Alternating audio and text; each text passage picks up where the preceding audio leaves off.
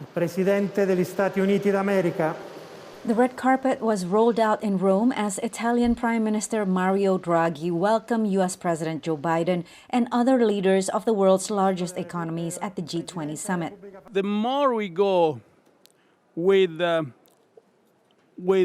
our challenges, the more it is clear that multilateralism is the best answer to the problems we face today. G20 leaders supported a sweeping global tax deal agreed to by 136 finance ministers earlier this month, including a minimum 15% global corporate tax rate for companies with annual revenues of more than $870 million. It still needs to be implemented within each member country's legal framework. I'm confident that the US and countries all around the world that have signed on to this deal will now seek to implement it swiftly and in good faith. But that's now a matter for the domestic processes in all those jurisdictions that have signed on.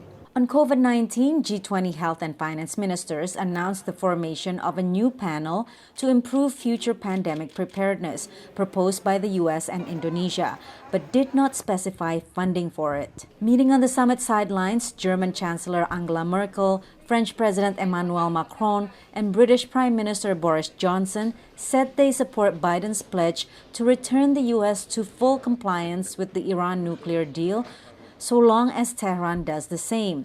Talks are scheduled for November.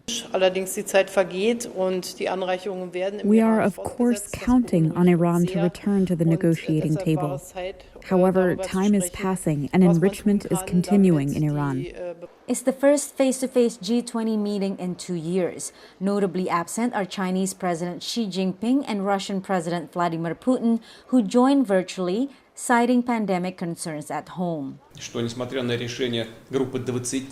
Despite the G20 decisions, not all countries that need them can have access to vaccines. This happens partly because of dishonest competition, protectionism, and because some states, especially those of the G20, are not ready for mutual recognition of vaccines and vaccination certificates.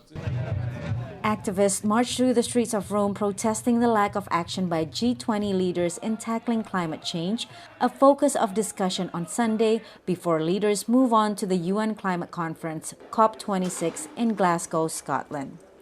Pat Suida Kuswara, VOA News.